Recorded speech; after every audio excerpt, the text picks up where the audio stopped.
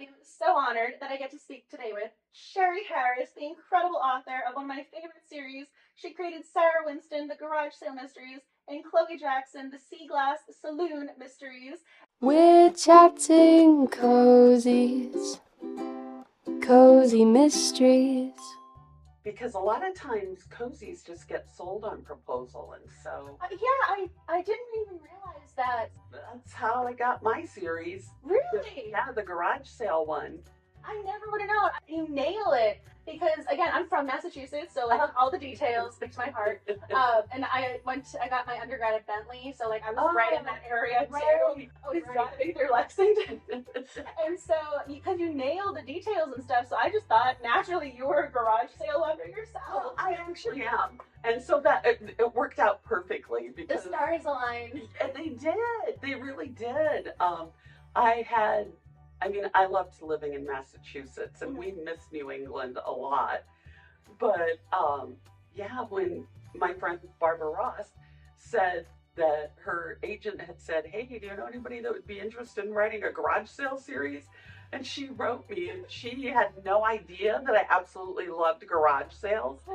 And she goes, "What do you think?" And she goes, "Just watch one of those HGTV shows, if you know." And so I'm like, well, I love garage sales. I might as well try to write a proposal for this. And so I did, and it like just poured out of me in 4 days. Really? Yeah, because the agent then said I need a proposal fast, and I had no idea what fast meant. And so it was really did fast. I did, and it was just like this magical writing experience that rarely happens. I get those every once in a while. So there's 9 in the garage sale mysteries, and then 3 in this new beach series. So I don't know how. I mean, your life must be NaNoWriMo on caffeine. Not that bad. It's not. I'm very impressed. Oh, thanks. I'm blown away that you now have 9 books in a series that got a proposal for, because I always thought, this is something you loved, your baby sort of thing. Right. No, it wasn't. I had been working on a book with a gemologist. Oh, wow. And it was set out in Seattle. And I have stacks of rejections. But as I kept editing and revising, they were better rejections. And so, and I actually pitched the series to this very agent that I ended up with at Crime Bake. And he's like, no. And he goes, do you have anything else? I was like, no. And he said, do you have any hobbies? And I'm like, I read. And then I just kind of gently backed away. You're like, I'm a writer. I write and I read. And then I watch TV about writers and readers. Exactly. I watch Murder, She Wrote. That's what we do. And then I go for a walk, So that's my exciting life. And then this opportunity fell into my lap in a way. Yeah. So. I mean, because clearly you made these characters work, and I think the reason I was so blown away, or the reason I thought that it was something that you'd been plotting for the longest time, is because the mystery elements are so detailed and they're interwoven perfectly. And I love that you have a bloody shirt for book 1 in with her garage sale pickup where she got the extra loot to bring to the thrift store. You have that key plot mystery detail right there, and it just seemed so perfect. I've never thought that was one of those, I have to really think about this. This is something like that came from, an external thought person. Thank you. I don't know where these things come from. I mean, that all came out in the proposal part of it. So, and I'm really not much of a plotter. I tend to just write. I mean, I never would have known, because your mysteries are, again, very well interwoven. Oh, thank you. I have to turn in a short synopsis to my editor, but they're between a paragraph to a page, and they often change. Wow. And how many thousands of words are your books? They're usually, almost all of them have been 73,000 for some reason. Okay, so 73,000 words versus like a 500-word paragraph. Very different. It is. I would like to be a better plotter, but And the first few books, I wrote the beginning and I wrote the end, and then I went back and wrote the middle. And it drives some of my writing friends nuts that I do that, but I'd be like a third of the way through, and the end would just come to me so strongly that I'm like, well, I better write this before I forget it. And so is that the big reveal of who the killer is, or? Yeah, it would be usually. Sometimes when I start, I know exactly who the killer is. Sometimes I don't, and I just trust that since I've done it before, it'll happen again. Like the person with the bloody knife, they will appear. Yeah, exactly. In book 6. I love how you have so many books. You're like, which one that I created? So in The Gun Also Rises, I work with an editor before I send it into my real editor, and she said, "Oh, I knew immediately who the killer was." Really? And I was like, "Oh no, this is not good," because she'd never said that to me before. And so I went back through the book, and I was like, "Aha! This person could be the killer," and it worked out way better. So. Yeah. So, is this someone you were friends with? How did you come up with this second editor, or your beta reader, or pre-editor? So it's Barb Goffman, and we are friends, but she decided to start a business editing books, and so I have hired her. I didn't. She wasn't doing it when I wrote the first book, Tagged for Death, but I've worked with her on every book since. So. Oh wow, that's high praise. That's saying there's a lot of trust, and clearly you have a wonderful end product. Yes, she does a great job, and sometimes she gets the messiest manuscript. I get back this document with all these questions. You're like, this is why I'm a penster, not a Yeah. You can see the evidence here. Exactly. You're like, I'm glad we're doing this digitally, so I do not see all the red pen marks. Yes. You have the best titles. I did want to ask if you came up with them by yourself, or if you do. Well, my editor and I have gone back and forth. Like, I came up with the first one, Tagged for Death, and he came up with the second one, The Longest Yard Sale. But he didn't tell me he changed it from whatever idea I sent him. His was much better. And so all of a sudden I'm like, The Longest Yard Sale?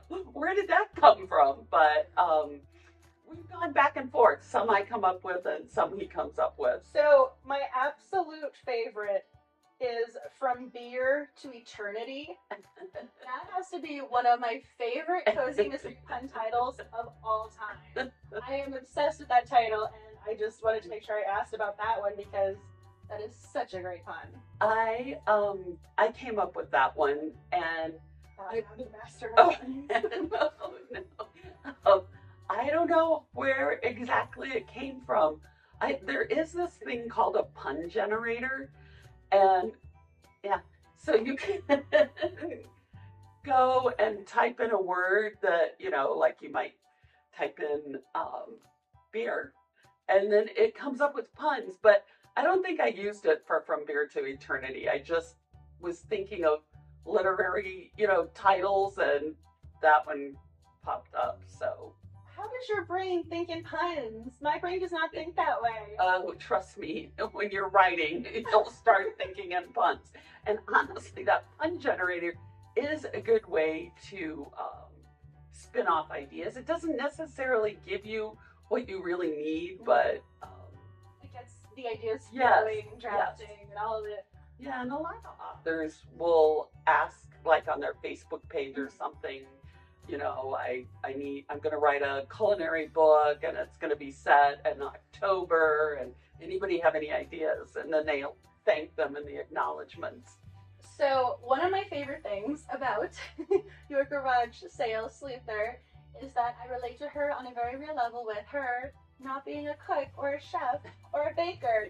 And so I usually say I get to live vicariously with my baking sleuthers But there was something very reassuring about a leading lady who has to go out to eat across the diner with her favorite Italian chefs, who are absolutely adorable, by the way. Nothing can ever happen to them.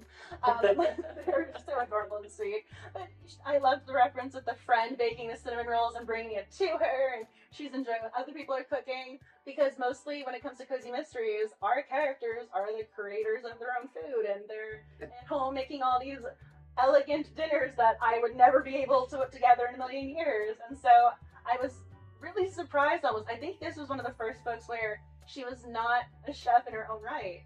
Was that intentional, or? Yes, because I don't really like to cook, and I'm not the best cook. And so I was like, my perfect world would be to have this fabulous restaurant close by, and friends, right, and friends that bring me food. So. We get the coziness, but she's not the one creating the food in the cozy moments. And I love the fact that we still get the coziness, though. The friend giving her the cinnamon roll in book 1, I thought you had such a great detail there that I made a note of somewhere here. It was, the cinnamon roll smelled so much better than the cinnamon flavored air freshener in the car. So for some reason that detail and that line just really struck me. So you get the references, you understand exactly what you're referring to. I love that moment. I wanted to ask how you incorporate the coziness, because you have those food references that cozy readers want, and I think I was curious if that's something that you add upon editing, or if you do that as you write, because you get those kind of checkmark cozy mystery key points. But again, if you're not a cook, or she's not naturally doing that, how do you figure out, oh, this is where I want to hit this cozy moment, or this is how I want to include this? Well, I actually have a friend who makes really great cinnamon rolls. And exactly, and her name is Carol. And so I just, I borrow bits of things, and I don't focus on what is cozy and what isn't as I write. Maybe in parts of the editing process, but even that, so sometimes when I'm writing, there's swear words, and I'll take those out, in the editing process. If I'm writing really fast, sometimes one will slip out. And so, but other than that, I haven't worried as much, and my editor has never pressured me to take things down a notch. So, I like to write fast-paced. I like to write a lot of action scenes.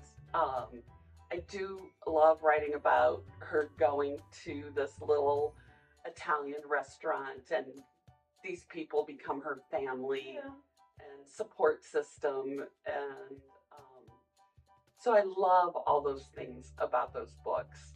I loved when the wife goes, Angela, she's had a bad day. The meal is on the house.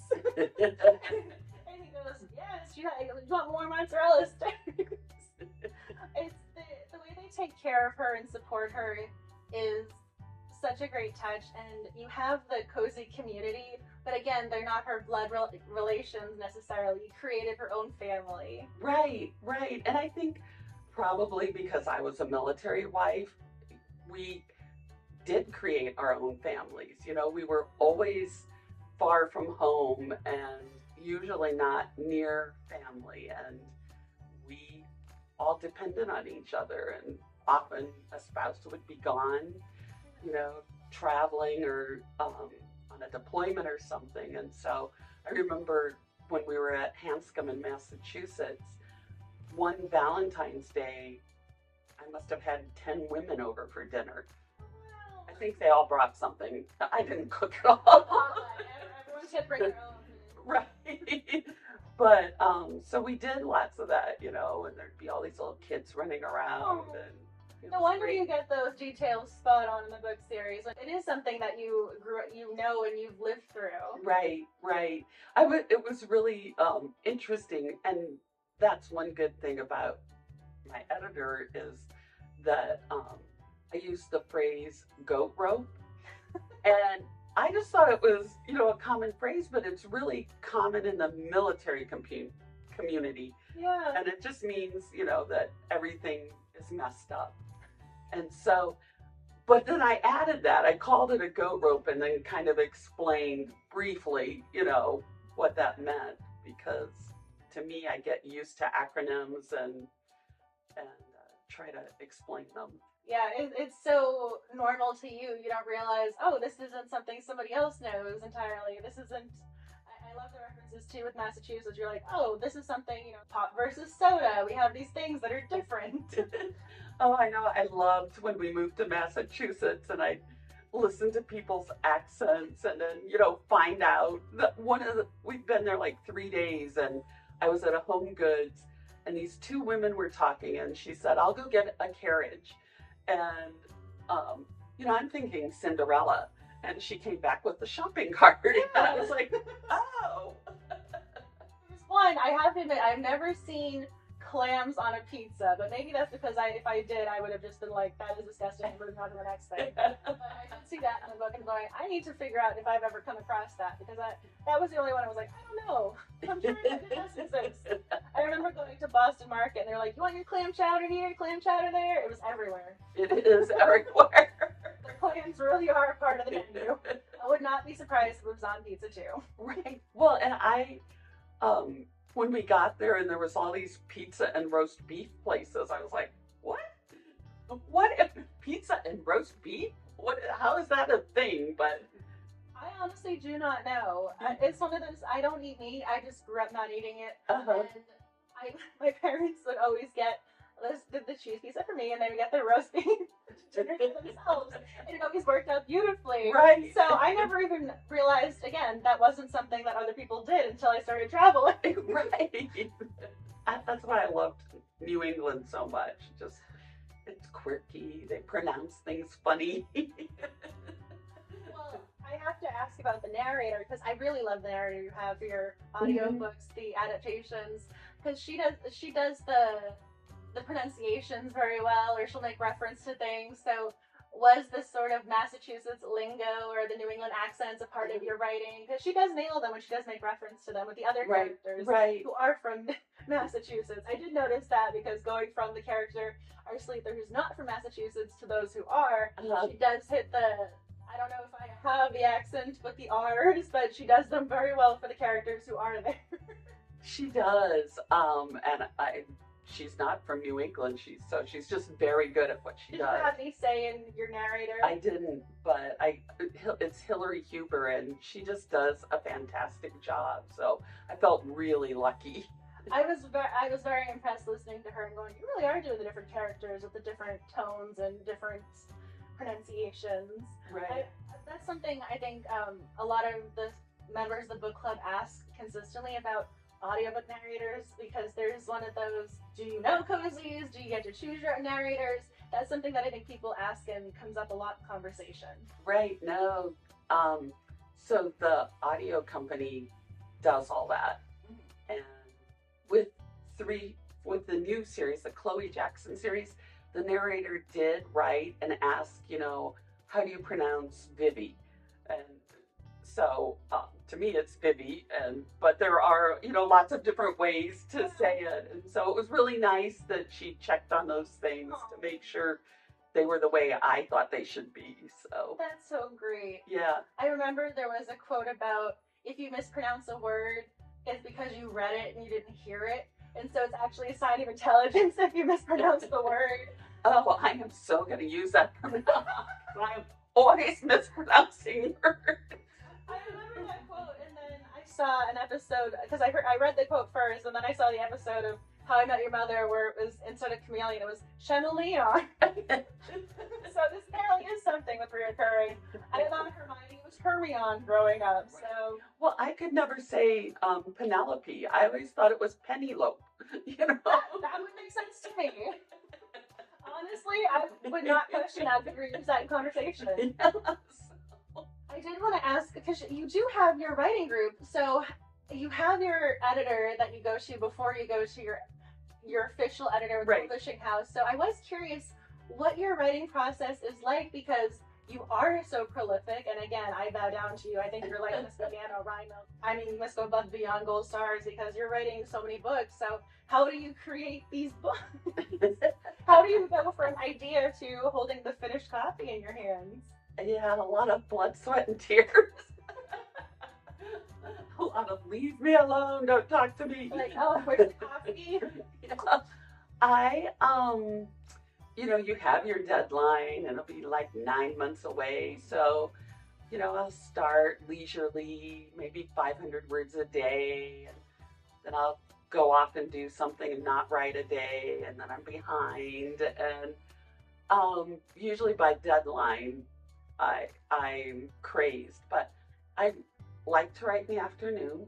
I'm not a morning person, so I usually do the kind of business side of writing in the mornings and actual writing in the afternoon. I after I finish usually a couple good drafts, I'll send it to my independent editor, and then she'll have it for a couple weeks and send it back with comments. And if she gives you a little virtual check mark, you know she liked something, and makes you so happy. And I always start going through her notes with the easy stuff, and then get to the more complicated plot stuff. And then after I do that, again, I have 3 beta readers I send it to. Oh, wow. And then after I get their comments, and then I do a final and send it off to my editor. How did you find your beta readers? How did I find my beta readers?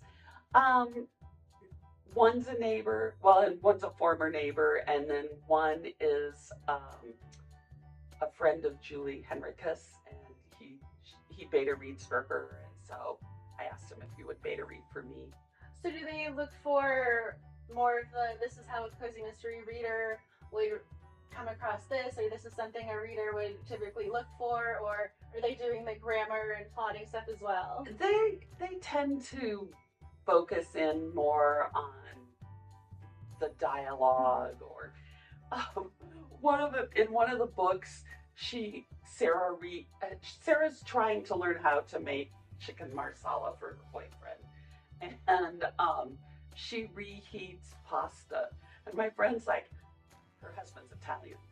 Why didn't she just make fresh pasta instead of just warming this up, you know? And they all kind of tend to see different things, and some of them are grammatical and proofreading kind of things, and usually by that point there's no big plot problems. So I kind of love how you have the multiple steps in your writing journey. You have people be a part of it. It's not just you and then your creation going from, this is my computer and I have my editor, so step 1, step 2. You have a lot of steps in between. Yes, I think almost every writer I know has somebody read before they turn the book in. Sometimes it's one person, sometimes it's multiple people, but I've done a lot of editing for other authors, and I enjoy doing that, you know, and so almost everybody has those people in the background that you read about in the acknowledgments. So. I love that it's the cozy community helping you create more coziness. Right. It's so great. It really is. On the whole, the crime fiction community is so willing to give you a hand, and, you know, to mention your books, and, you know, let me do this for you. And so that's been a great experience. So, because I mean, I obviously know you from Cozy Mysteries. So have you ever just thought about writing anything aside from cozies, or? I actually have 2 partially written books that I never have time to finish. Because you're so prolific. Well, no, because I have contracted books, so. I mean, even if you said 9 months for the contract, I'm going, some people spend 5 years writing their first book. Yeah, well, I honestly, I wrote this other series that's never been published and probably never will be, and I kind of consider them my practice books, and I borrowed elements from those books for the Sarah books, so that helped, but now I've forgotten what I was saying. Oh no, when you just said the community was so supportive, Oh, I'm yeah. just curious if this is the community you want to stay in, or maybe you're gonna Oh, write more of yes, a sorry. thriller, like a hardcore mystery, or you're gonna go, I'm gonna write a romance now and be totally different. Because to me, you're the you are a part of the cozy community. Like, I have part of a Hallmark movie kind of romance. I've got about a third of it done. I just went through the process of changing it from first person to third person so I could have more than one viewpoint, which is really hard. It was like brutal changing it around, but I've got that done. And I also have a partially written thriller. And so, you mentioned Hallmark. I mean, there got to be people who get confused with Lori Laughlin and her garage sale, and then your garage sale. They are very different. they are, and people. I had a woman come up to me at an event, and she was so excited to meet me, and she wanted a picture with me, and then finally, I figured she was talking about the Hallmark series, and I'm like, I didn't. They're not based on my books, and she looked so disappointed. And she was, she covered well, but yeah. But ironically, the woman that those are based on lives like 15 minutes from me, and we finally met maybe the year before COVID set in, and so, but she has these, and her books are darker. And but her daughter knew somebody at Hallmark, and so she got to sell those to them. Because of the daughter? Yeah, Yeah, nepotism at its finest. exactly. And I have so many people. Some people will come up and say, "Oh, I like your books better than I like your movies," and I'm like, "They're not my movies." So, I mean, I have seen the movies. After the college admission scandal, they came to an end abruptly. So I'm thinking maybe fewer people are going to be getting confused. yes, one would hope. Like, well, there are no more movies being made, but there are more books coming out in the series. So you actually already answered this one. Why do you choose a certain topic to write about? From @Sunhill38, you answered the proposal. Yes. Although I have to say, you send in a proposal, and the first one was for, you write like snippets of what the first 3 books would be, and the third book changed completely. So they don't hold you to that. So I did, Interesting. yeah, really change things around. This, I think, is a perfect question for you, and it might be putting you on the spot a little bit, but @read.juice.alive on Instagram asked, who is your favorite cozy mystery author other than yourself? And you are such a big part of the cozy community. I am very curious if you have a go-to cozy mystery author that you read. Who's your auto-buy cozy author? Well, I blog with the Wicked authors, Mhm. and I love all their books, and I highly recommend them. And they're a big span of different kinds of cozy mysteries. Some of them are culinary, some of them focus more on cats, some of them are historical, and they're all my auto buys. How did that group come about? Again, I think of you guys as a very literary, profound group. But you all found each other. Was that social media? Was that going to conferences? Well, I met Julie Henricus at Malice at the banquet table 17 years ago. Oh, wow. I know, and we had just gotten orders to move to New England with the Air Force. And Julie and I got sat at the same table at the banquet, and she's from Somerville, Mass. And she said, you have to join Sisters in Crime, and you have to go to Crime Bake, and here's my email. And so we became friends through all of that. And then through Sisters in Crime, I met the other Wickeds. And, well, we weren't the Wickeds then. We were just this group of women. When I got the contract for my book, I was like terrified about what's next. You know, how do you market your books? And I just reached out and said, hey, what do you think about starting a blog?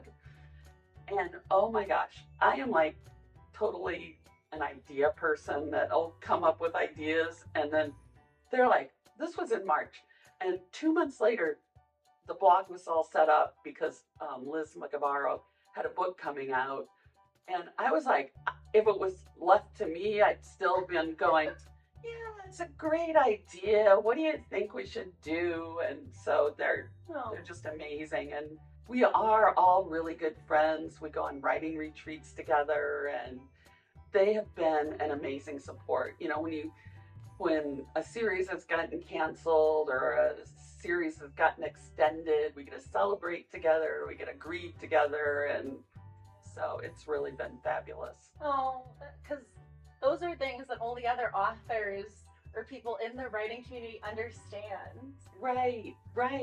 And with the first book, Tagged for Death, it was like I was so worried about, you know, negative reviews and getting critiqued, and it was because it's like taking your baby out in public and then having somebody go, oh my God, that's the ugliest baby I've ever seen. Clearly, I'm kind of curious. I mean, I don't really think I saw bad reviews for this book, but I was not looking for them. I'm pretty sure I posted a very positive review. But do you look at your negative reviews? I mean, how do you cope with that? Yeah, I'm terrible. Everybody always says you shouldn't ever read Goodreads reviews or Amazon reviews, but I'm like a glutton for punishment, so I do. Honestly, most of them have been really good. Yeah. So, my daughter gave me this little painting that she made that said, you could have the ripest, juiciest peach, but not everybody likes peaches. And so, oh, I kind of love that. I know. So if I do read a negative review, I kind of stopped reading them now because it doesn't do you any good. So I think this question is perfect for you. So at Jess, there are multiple R's here. Murmur, M-U-R-R, M-U-R-R, and I'm very glad my Bostonian accent did not butcher that. Yes. I think that this question points to your productivity. How do you beat procrastination? How do you keep writing your words? Because clearly you are writing your words, and a lot of people have struggled getting those words on the page.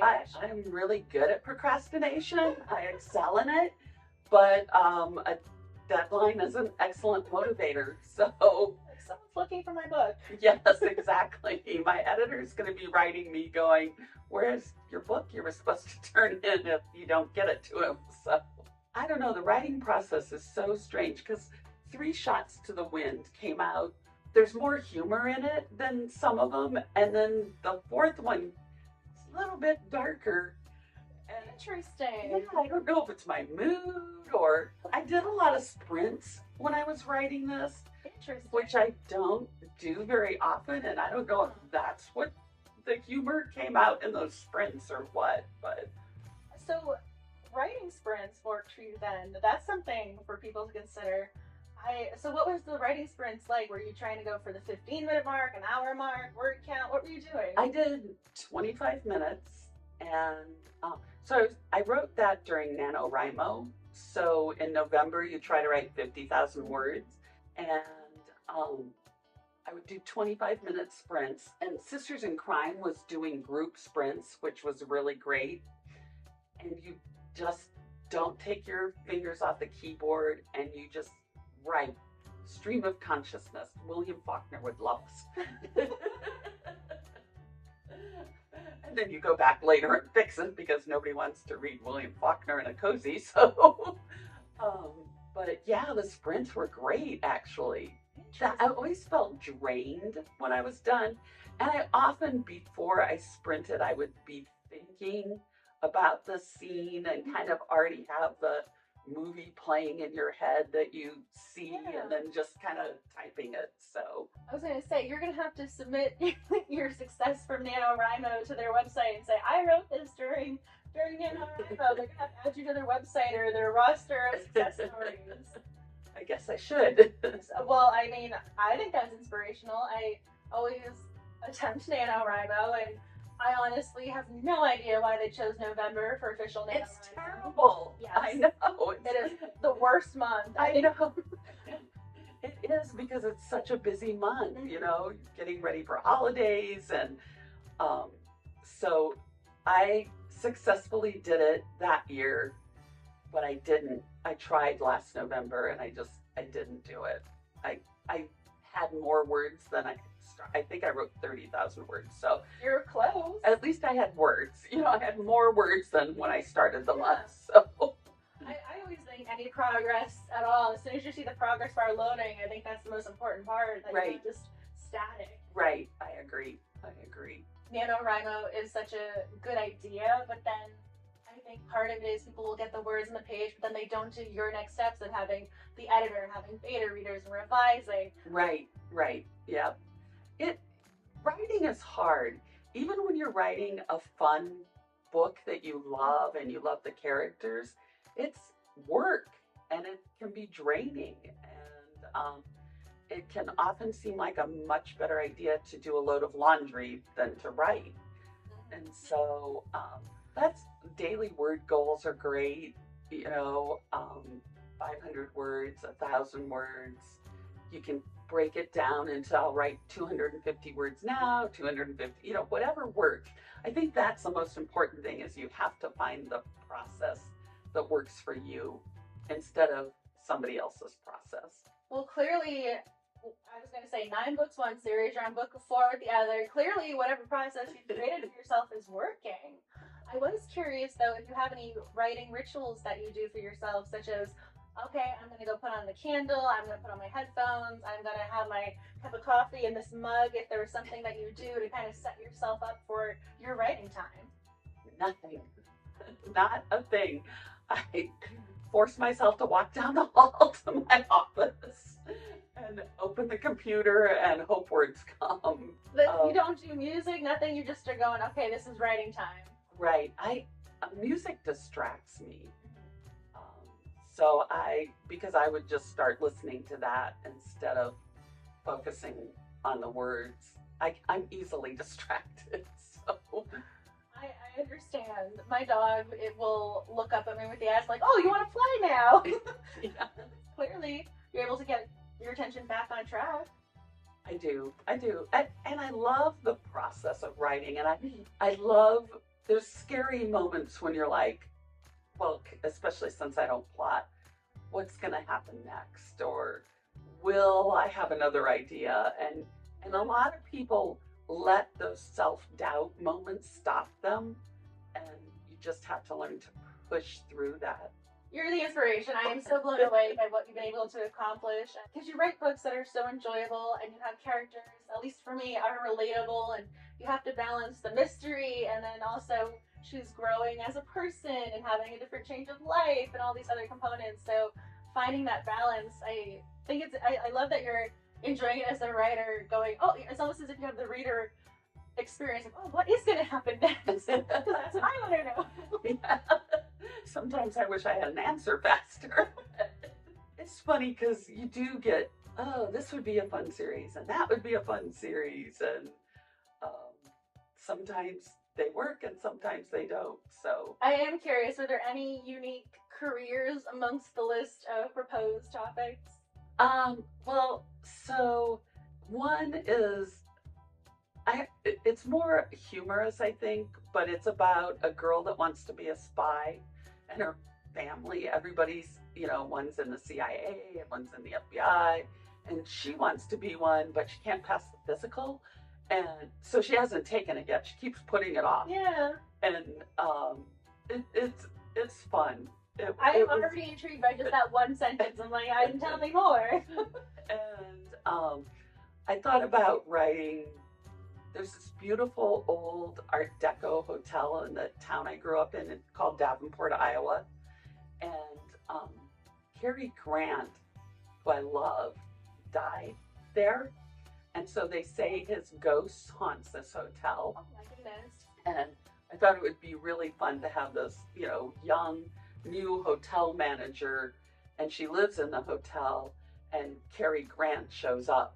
I have an idea for one set in Cheyenne, Wyoming, so we'll see what happens. So you have them all over the map. You have, these are very different options. There's no, oh, this is similar to that one, this one's similar. These are standalone ideas. Well, I've lived so many places. I love the idea that you're going, I'm gonna write what I know. I know all these places. I can take what I've learned from there and just Right. go with it. Right. Yeah. It's easier that way, I think. I'm trying to think about any other questions. I do know that there are some lightning round questions that people are always curious about. Okay. So, Mac or HP? Mac. Scrivener or Word? Word. Coffee or tea? Tea. Pen or pencil? Pen. Usually it's the morning or night, but your afternoon. Yes. And then plotter or pantser is the other one. And you've told the answer before with your Yes. proposal, and Yes. then you just write the story. Yes. So those are the typical go-to questions I love typically those. see. Yes.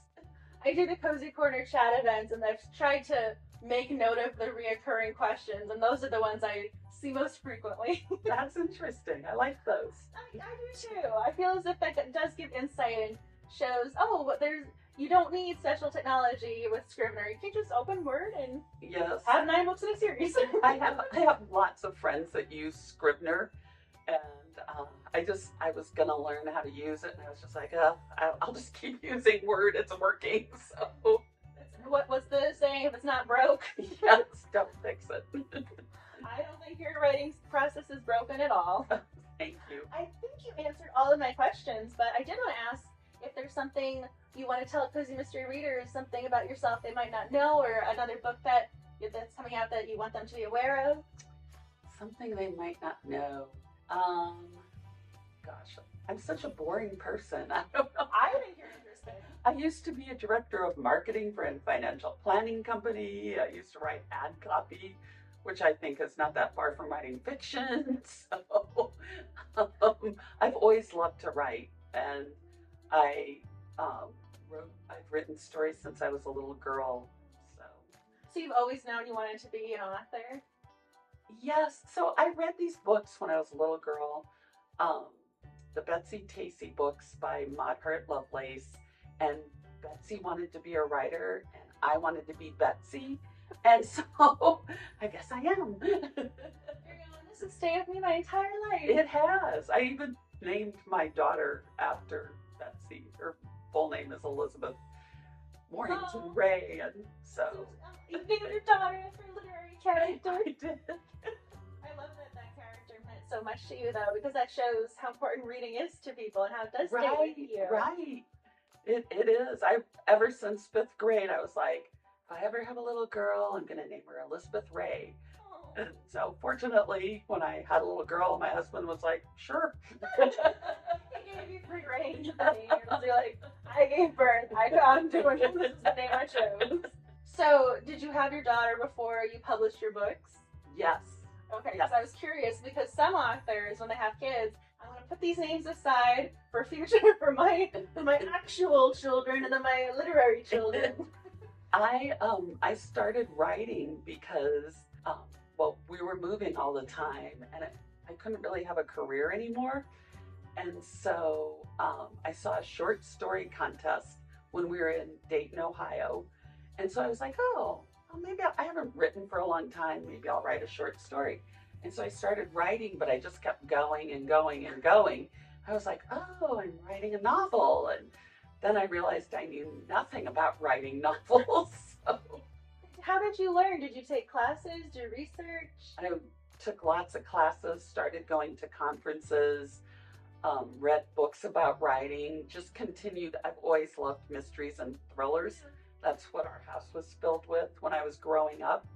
And so kept reading, took classes from community college classes to online classes to conference classes, and like coming to Malice Domestic and just listening to authors and how their processes and stuff. I learned a lot. Oh, wow. I love that you had that open mind and wanted to absorb as much as possible from all the different sources. I love that. I do want to do the closing for the podcast and say thank you so much for taking the time to speak with me. And if you guys are not already following Sherry Harris on Twitter or checked out her website, please do so. And please add both of her book series with Chloe Jackson and Sarah Winston to your to-be-read lists. And the Goodreads page has all of the books listed. And if you can add them to your accounts, I highly recommend you do. Thank you for having me. Thank you for speaking with me. We're chatting cozies. cozy mysteries.